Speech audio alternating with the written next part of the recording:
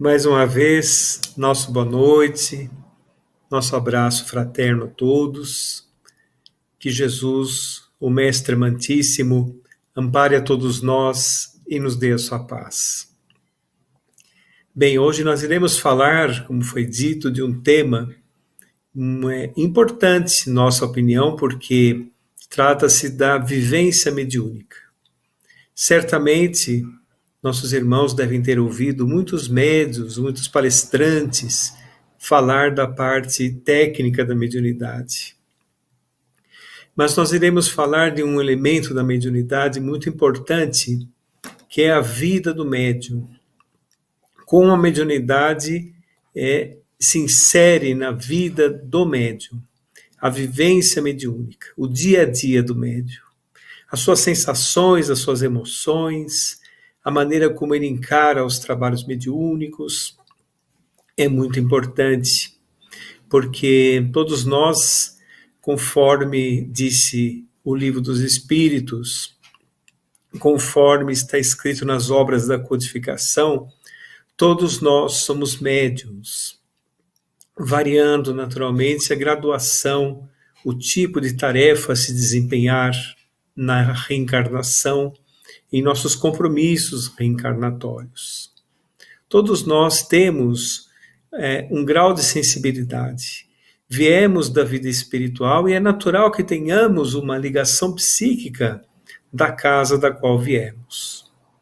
Então, os pilares da doutrina espírita, como a crença em Deus, na imortalidade da alma, na reencarnação, na pluralidade dos mundos habitados, a mediunidade é um dos pontos fundamentais da doutrina espírita, porque fala da comunicabilidade dos espíritos com a Terra. Nós sabemos que a mediunidade ela se reveste de uma grande importância e ela pode se tornar extremamente consoladora se for uma mediunidade equilibrada, disciplinada e principalmente estudada. Nós sempre temos em mente que o estudo é a segurança do médium. Através do estudo, nós conseguimos aprimorar nossos passos nesta tarefa tão importante para a vida de todos nós. Às vezes, o indivíduo utiliza a mediunidade sem o saber. Daremos um exemplo. Quando pensamos em alguém e, de repente, essa pessoa aparece, estamos utilizando a mediunidade, estamos captando as ondas mentais. Se nós entramos em um espaço vazio e sentimos alguma presença, estamos também utilizando a mediunidade. Allan Kardec classificou esse tipo de mediunidade como a mediunidade impressionável, aquela que sente a presença sem necessariamente ver ou ouvir, mas sabe que ali existe uma presença. Um parente que te olha, por exemplo, uma mãe, quando o filho se adentra dentro de casa, somente ao olhá-lo sabe se ele está bem ou se não está bem, se tem um problema ou se não tem um problema. E aquela voz interior que fala aos indivíduos pelas vias intuitivas, de modo que as pessoas utilizam a mediunidade sem perceber, muitas vezes. Sempre fez parte da história humana, em todos os níveis da história, sempre teve a questão da comunicabilidade dos espíritos, da sensibilidade mediúnica. Mas Allan Kardec teve a gigantesca tarefa de direcionar realmente a verdadeira finalidade da mediunidade. A mediunidade pode ser um instrumento de consolação, é também um instrumento de autorrealização para o médium, no caso, é também um instrumento de aprimoramento, e também os espíritos se utilizam para poder se comunicar de uma maneira um pouquinho mais direta com a Terra. Eu disse um pouco porque as comunicações ainda são muito imperfeitas, porque os médiuns ainda são bastante imperfeitos ainda. Quizá no futuro nós tenhamos a preparação espiritual suficiente para termos uma sensibilidade mediúnica mais aprimorada, a exemplo, por exemplo, de Francisco Cândido Xavier, que dava a todos nós um exemplo não só de mediunidade, tratava-se de uma enciclopédia mediúnica, mas também como homem de bem que era.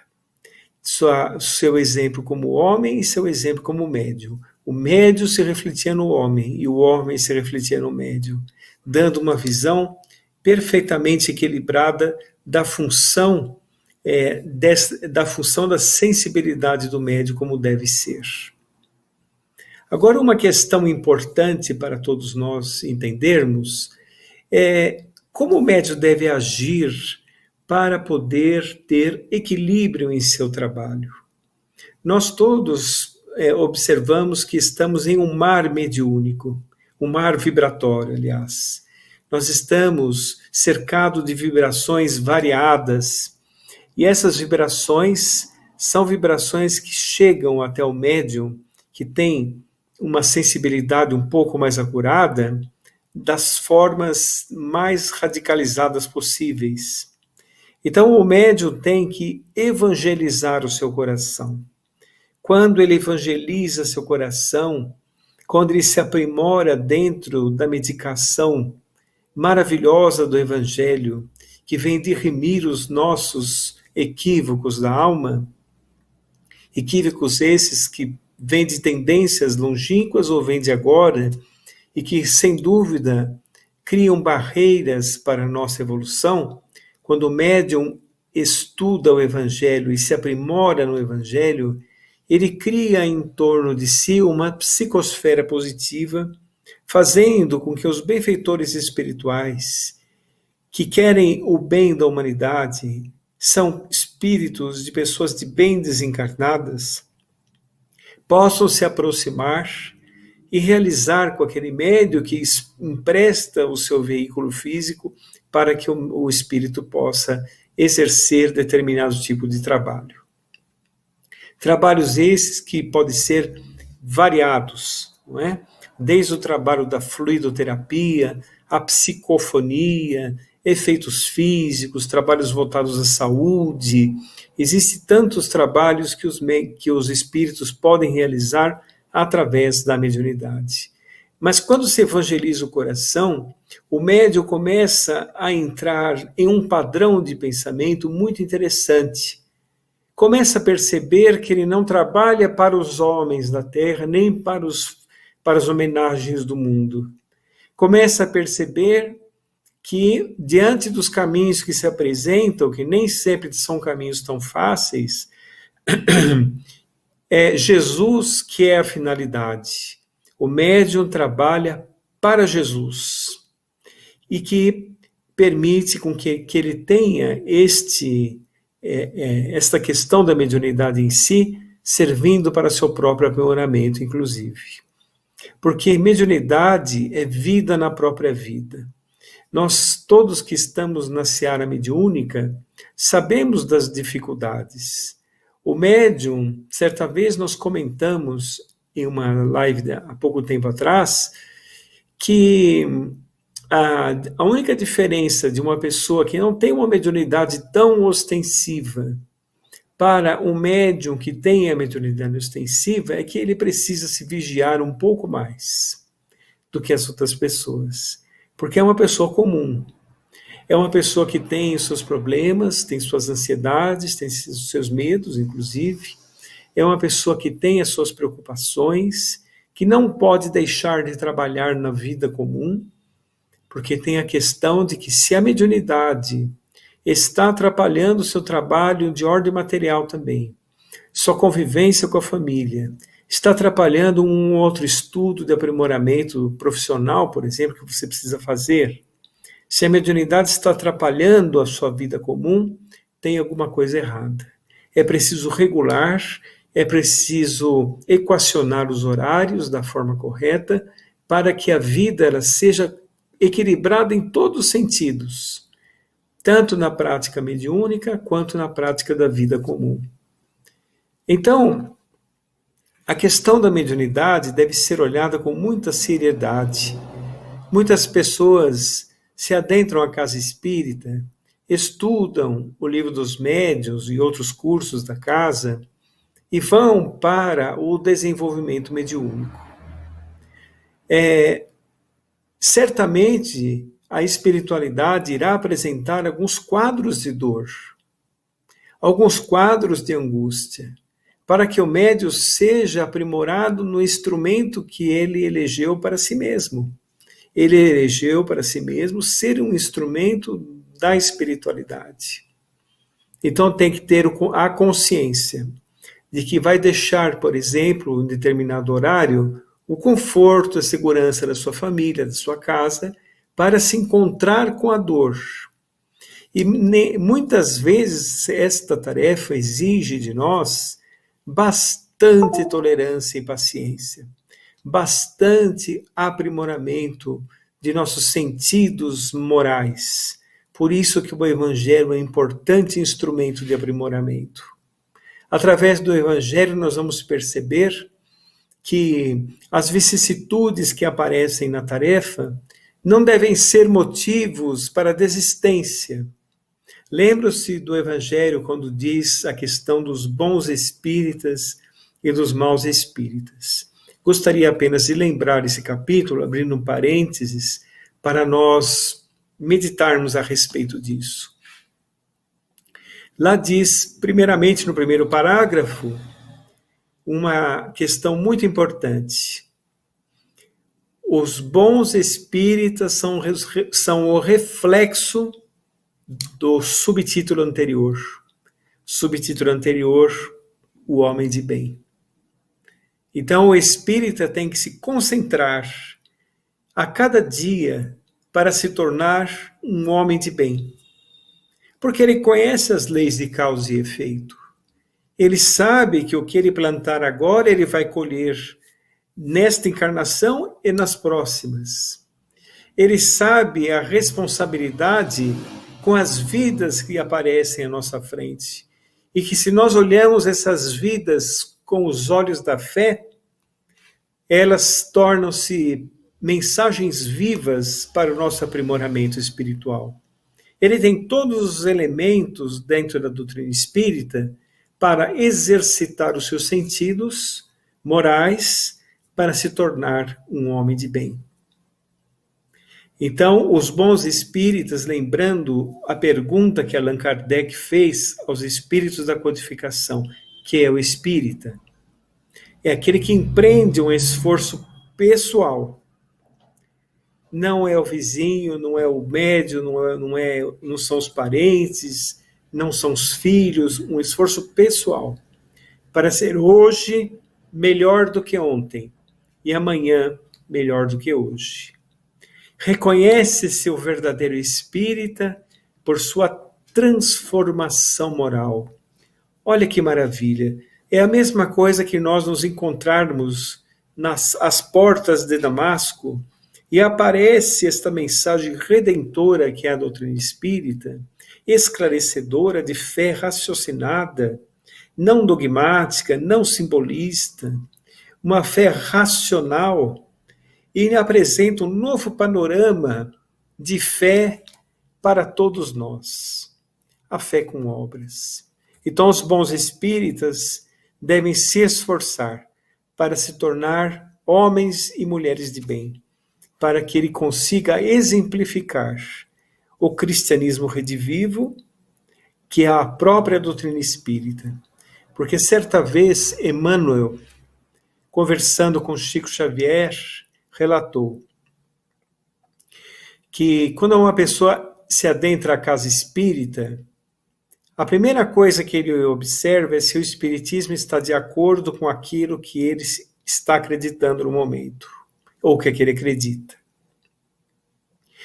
O segundo passo é observar a atitude dos próprios espíritas, para ver se isso causou uma modificação, para ver se eles agem de acordo com aquilo que estão propalando, ou se pelo menos se esforçam para agir desta forma. Evidentemente, a natureza não dá saltos. A natureza, nós não mudamos de uma hora para outra. São exercícios mesmo que nós deveremos colocar em nosso viver para que nós possamos melhorar a cada dia. exercícios de perdão, exercícios de tolerância, exercícios de humildade, não é? Para que nós possamos crescer através do nosso esforço. E crescendo através do nosso esforço, seremos bons espíritas. E sendo bons espíritas, seremos homens de bem. E sendo homens de bem, nós estaremos com o coração feliz, aonde quer que estejamos, fazendo o que estivermos fazendo, porque nossas atitudes não serão mais imediatistas. Nós não buscaremos mais respostas prontas e poderemos então ter uma fé mais amadurecida, uma fé mais racional em nós. Bons espíritas. Em seguida, nesse subtítulo, fala os maus espíritas. Então, a descrição dos espíritos da codificação é muito interessante. Apegam-se muito aos fenômenos. A parte do Evangelho causa-lhes sono. Está escrito lá no Evangelho, não sou eu que estou falando. De modo que a parte moral para eles é secundário. É algo assim que não lhes cabe no coração. Então eles deixam de lado e se apegam ao fenômeno. Em se apegando ao fenômeno, desistem à primeira contrariedade e se vinculam àqueles que justificam as suas fraquezas. Bem, nós que estamos há muitos anos no movimento espírita, vemos muito isso acontecer. A pessoa chega com muito entusiasmo, principalmente na prática mediúnica, porque o transe mediúnico causa uma autoconfiança na pessoa. E porque existe ali a ação de um outro pensamento, existe ali um certo desdobramento do perispírito, o perispírito dá uma pequena deslocada, existe uma fluidificação das glândulas da mediunidade, principalmente a glândula pituitária, pineal. Então o indivíduo ganha uma certa autoconfiança. Se ele não estiver educado sobre os perigos da vaidade, sobre os perigos do orgulho, ele cairá em grandes armadilhas que está previsto por Allan Kardec. Como, por exemplo, a fascinação. Se ele não estiver vigilante, ele cairá nas malhas da fascinação, que é muito próxima de uma subjugação. Ele poderá, por exemplo, perder o discernimento, tão importante à prática mediúnica. Porque é uma das características da fascinação. O indivíduo perde o discernimento, o senso de julgamento. E a autoanálise da prática mediúnica é muito importante por parte do médium, assim como sobre os alertas do dirigente de doutrina, para ver se o médium, principalmente o médium neófito, está realmente no caminho certo, ou ele está caindo em ilusões, em animismos muito grande. Se existe mais animismo do que mediunismo, então o médium ele tem que ter esse senso de autocrítica, ele tem que ter também ouvidos às pessoas que estão querendo ajudá-lo no desenvolvimento da mediunidade. Como desenvolver a mediunidade? Melhorar como pessoa. Trabalhar o coração. Como nós falamos, melhora a vibração em torno, os pensamentos ficam irradiando mais benefícios, a intenção de se auto-melhorar se aprimora, o que permite a aproximação dos benfeitores espirituais. Porque os benfeitores espirituais vão encontrar campo de ação no médium que se aprimora moralmente, através da vibração que ele emite. Ocorre ali uma conexão entre a vibração que nós emitimos e aquilo que os espíritos querem passar para nós. Uma sincronia de ondas mentais.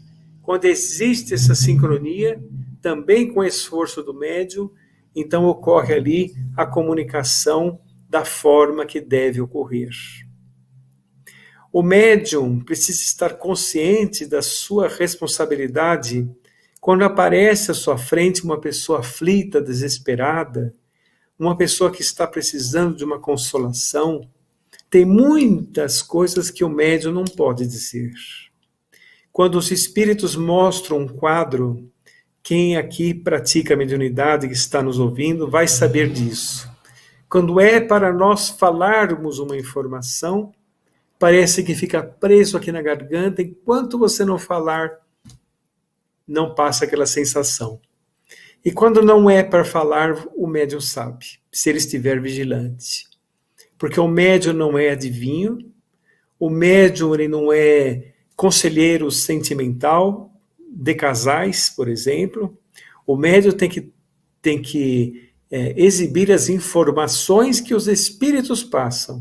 Se ele for evangelizado, conceitos do evangelho indicados pelos espíritos para consolar a pessoa. Então a pessoa sai com a informação e é consolada. Essa que é a questão. Eu vou dizer um exemplo muito importante para nós vermos como o acolhimento na mediunidade é importante. Certa vez, já falei isso também em um outro trabalho que fizemos, até com o Orson, inclusive, que dizia o seguinte: Chico Xavier, certa vez, estava recebendo uma mensagem, essa mensagem no Grupo Espírita da Prece, está altas horas da noite, quando adentrou-se a reunião, prorrompendo a reunião em prantos, uma senhora desesperada. Chico calmamente parou a psicografia e ficou em silêncio ouvindo a senhora. A senhora havia perdido 4 filhos em um único acidente. Aí as pessoas pensaram assim: mas meu Deus, o que o Chico vai dizer para essa pessoa? Será que ele vai dizer o que nós espíritas falamos sempre, que a morte não existe, que ela não deve chorar, que ela deve se acalmar? Como falar assim para uma pessoa que passou por uma dor tão grande? Chico levantou-se, abraçou a senhora e chorou com ela. Acolheu em seu coração.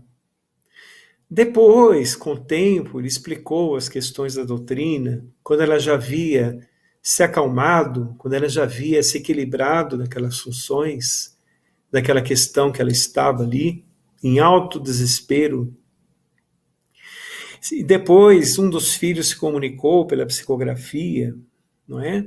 E de modo que Chico mostrou ali como é que o médium deve agir, como ele deve receber as pessoas. Nós sabemos da imortalidade, por exemplo. Quem tem a mediunidade da vidência vê espíritos. Então, para o médium que tem a vidência, para ele vai ficar clara a imortalidade. Ele tem absoluta certeza da imortalidade. Mas e quando uma pessoa que o procura perdeu alguém, como essa senhora, por exemplo, o médium não pode desrespeitar a dor do outro. Cada pessoa tem a dor do tamanho correto. A dor de cada um pertence a cada um. Então, a primeira coisa, respeitar a dor do outro. Seja não só de perda, mas qualquer tipo de dor. Para depois abrir o canal mediúnico, a inspiração do alto, e poder realmente envolver aquela pessoa no amor vindo das esferas espirituais. O médium aí estará trabalhando, como disse o livro dos médiuns, como aquele violino afinado, em que o músico vai poder desempenhar a sua técnica como deve. Se formos um violino desafinado, faltando cordas, os espíritos não conseguirão atuar da maneira correta através de nós. Então, a mediunidade, meus irmãos, depende muito de ética, ética moral. O médium não deve se vincular a fantasias, deve estudar para a segurança de si mesmo. Não é necessário fazer gestos assim que mostram um misticismo muito grande, porque a doutrina espírita veio desmistificar a mediunidade e desmistificar a figura do médium. O médium é uma pessoa comum que tem mediunidade, mais ostensiva, e ele poderá atuar da maneira correta. Caso ele caia nessas armadilhas vindas da sua própria improcedência, porque a mediunidade é um canal de sensibilidade aberto, Allan Kardec, em um livro dos médiuns, fez um capítulo especial a respeito das obsessões na mediunidade. E realmente, as obsessões na mediunidade são muito perigosas. Por exemplo, uma pessoa, um médium psicofônico que trabalha com outros médiuns psicofônicos, ele vai à reunião de desobsessão. A reunião de desobsessão é uma reunião extremamente séria, extremamente importante também. Mas vamos imaginar, os espíritos estão ali nas zonas inferiores, ou então estão perdidos pela crosta terrena, e os benfeitores espirituais, os socorristas, vão até lá e socorrem aquele espírito que já abriu uma certa condição para ser socorrido. Ele já deu uma certa condição para ser socorrido. Então eles recolhem aquele espírito amorosamente. Alguns têm que ser, por exemplo, trazido por halos magnéticos até a reunião de desobsessão, porque de tal forma que eles não conseguiriam de outra forma. Quem participa da reunião de desobsessão deve saber disso. Muitos acham que estão amarrados. Na verdade, eles estão contidos por esses halos magnéticos trazidos pelas equipes socorristas. É um trabalho muito grande, às vezes de anos, para os espíritos levar uma pessoa até uma reunião de desobsessão. Chegando à reunião de desobsessão, cadê o médium? Ele deu mais importância às coisas do mundo, não vai poder atender. Ele foi vigilante, se alimentou muito antes da reunião, ou ele passou um dia muito colérico e depois vai participar da reunião de desobsessão. Ou então ele não se preparou adequadamente com os pensamentos, controlando os pensamentos, não recorreu à prece, não pediu ajuda. Então vejam, meus irmãos, a continuidade desse trabalho gigantesco dos socorristas é a prática mediúnica, a reunião de desobsessão. Já vi casas, por exemplo, que por terem uma reunião de desobsessão completamente desequilibrada, a casa inteira ficou desequilibrada. É por ali que se abriu uma janela para os planos inferiores perturbarem a casa inteira. Olha que interessante. Então, nós temos que nos compenetrar que mediunidade não é brincadeira, não é por curiosidade. O médium caminha sobre a terra tendo que entender que não é para todas as pessoas que ele pode falar a respeito disso. Ele vê coisas que ninguém vê, ele ouve coisas que ninguém ouve, ele sente coisas que ninguém sente. Porque a mediunidade também tem que fazer bem. Se a mediunidade está fazendo mal, também tem algo errado. Nas obsessões da mediunidade, o médium precisa se vigiar bastante para que as fascinações não advenham em sua caminhada, para que ele tenha os critérios realmente baseados em Kardec, para que ele se conscientize que tem que trabalhar por Jesus e que aquela oportunidade de trabalho é bendita, bendito o aprimoramento dada pela permissão do alto para que ele possa se aprimorar como pessoa. Então vejam, nós sabemos que nós somos os agenciadores dos nossos obsessores, dos obsessores que aparecem no nosso caminho. Eles só aparecem porque nós abrimos campos vibratórios para isso. Nós abrimos ondas mentais semelhantes a eles. Aí eles se vinculam a nós, induzem ideias equivocadas, fazendo com que o médium saia daquele trabalho de aprimoramento, porque nós podemos nos aprimorar todos os dias naquele exercício que comentamos. Mas as obsessões não permitem isso. O médium se acha infalível, o médium se acha um missionário que não precisa mais se aprimorar nem aprender nada, e ele cai nessas chamadas armadilhas obsessivas que podem atingir muito a questão da mediunidade. A mediunidade teve no Espiritismo a sua real finalidade, que é socorrer, consolar e atender ao semelhante. E todas as pessoas podem entender que o homem é inspirado em todos os momentos da sua vida. Desde um compositor que faz uma música, até um escritor comum que escreve um livro, uma matéria, ele pode escrever uma matéria completamente desequilibrada, como ele pode escrever uma matéria que traz progresso e traz alegria às pessoas, traz consolação. Ele pode. E o médium, como está realmente trabalhando na seara da mediunidade, tem que se compenetrar que a sua responsabilidade sobre os seus atos mediúnicos é total. Ele é o instrumento mediúnico. Através dele, os espíritos, porventura, podem se manifestar, podem dar um recado, podem também desenvolver o indivíduo como trabalhador que é.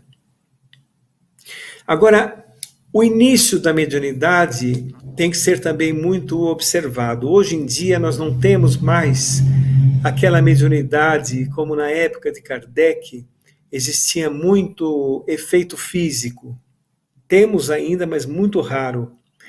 Hoje nós estamos aqui no final de um ciclo planetário, nós observamos mais mediunidades de efeitos inteligentes, psicofonia, psicografia, não é? Mediunidades de inspiração, conscientes, semiconscientes, inconscientes já são mais raras hoje em dia, para que o médium tenha realmente as rédeas das manifestações.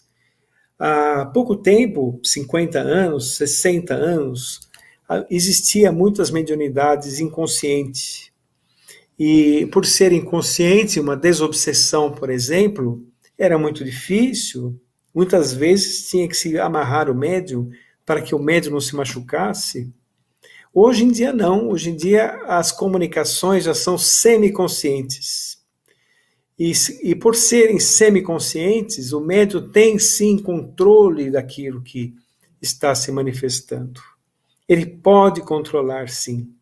Ele é mais dono do seu interior. E o médium, no início, ele tem aquela dúvida: será que isso que aconteceu é meu? Ou será que isso é uma manifestação mediúnica? Essa é uma dúvida que tem duas vertentes. Ela é positiva, porque o médium ele realmente precisa ter um senso de autocrítica, um senso de autocrítica saudável, nada que o deprecie, nada que o desestimule. Mas o médium tem que ter esse senso de autocrítica, e ele também é negativo porque pode servir como uma barreira, né? Pode servir como uma barreira de manifestação. Eu diria que só o tempo vai fazendo com que ele perceba o que é dele e o que é da vida espiritual. O tipo de aprofundamento mediúnico que ele tem, o tipo de trabalho que ele vai desenvolver. Porque quem desenvolve essa ou aquela mediunidade mesmo é a vida espiritual. A nossa parte, como nós citamos, é só nos melhorarmos como pessoa, para criar aquela psicosfera positiva que falamos. Mas quem desenvolve a mediunidade é o plano espiritual.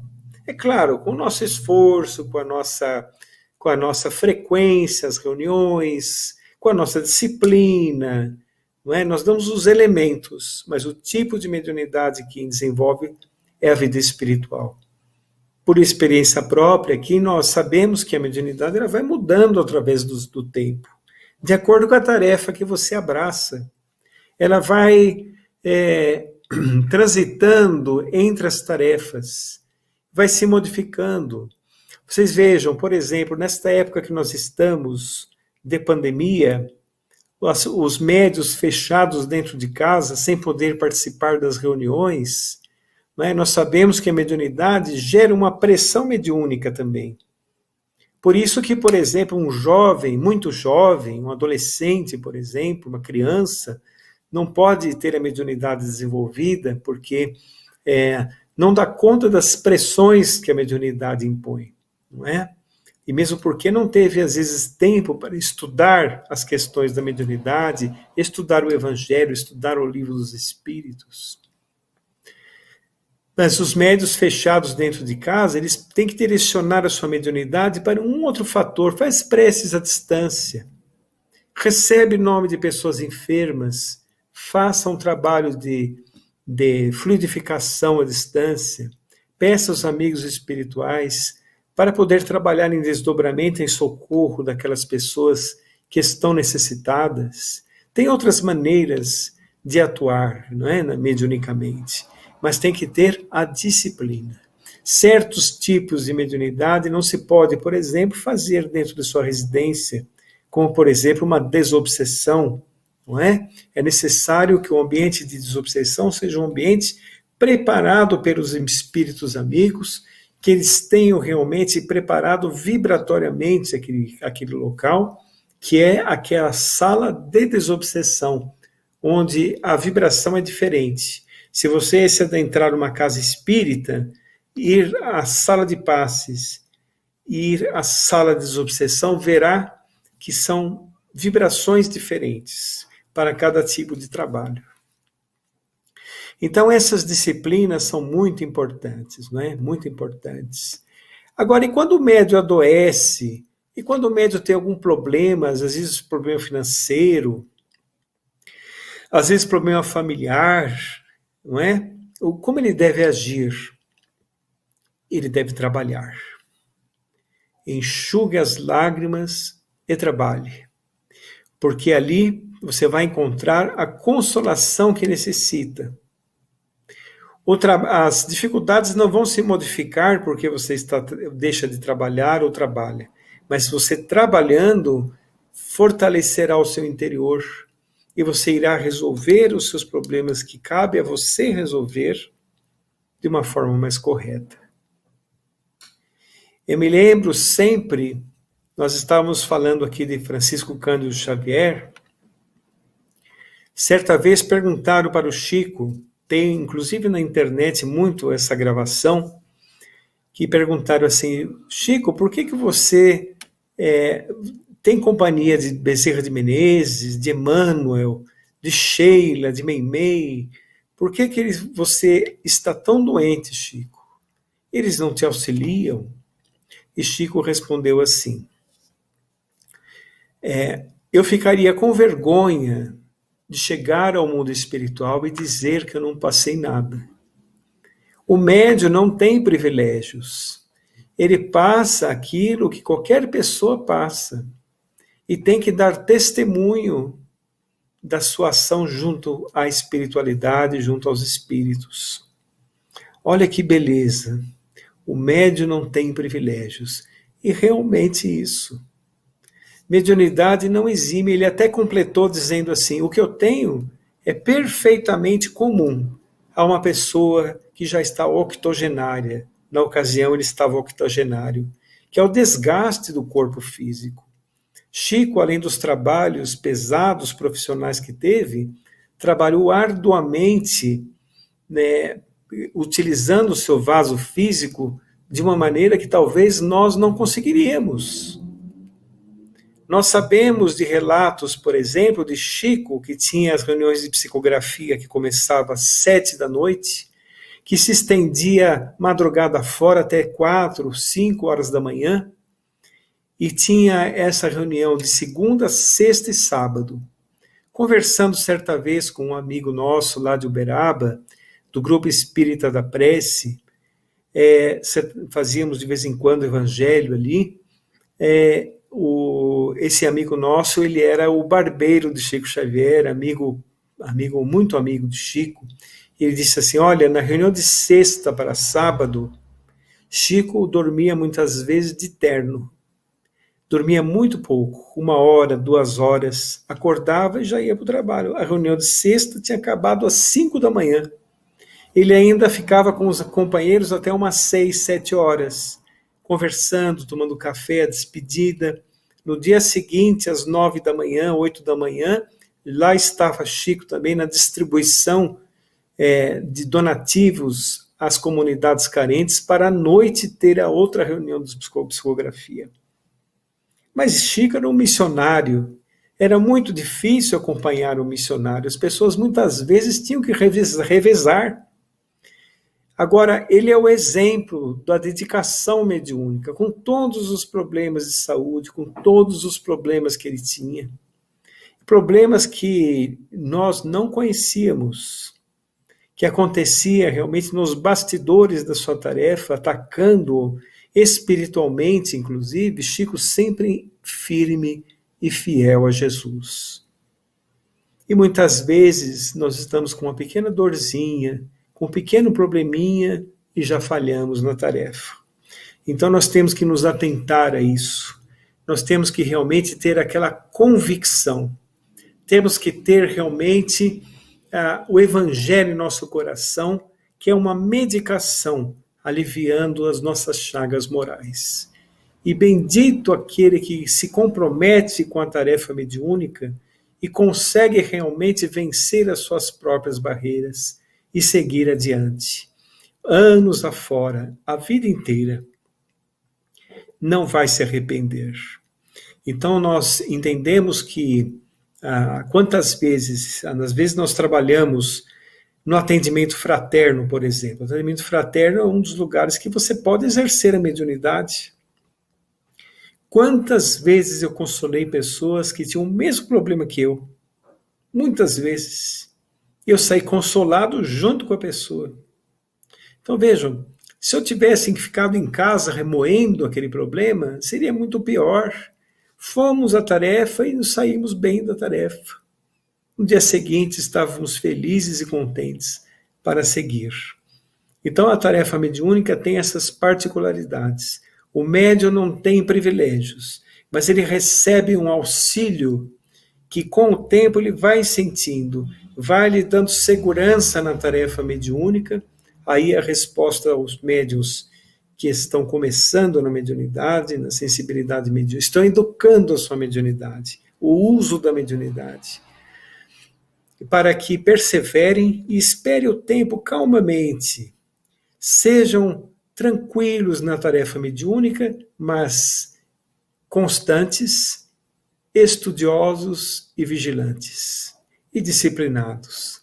Desta forma, com o tempo, você vai entendendo o tipo de mediunidade, a intensidade da mediunidade, e até onde você pode ir, até onde é permitido que você vá. Sempre respeitando os indivíduos que estão à sua volta, as pessoas que estão à sua volta.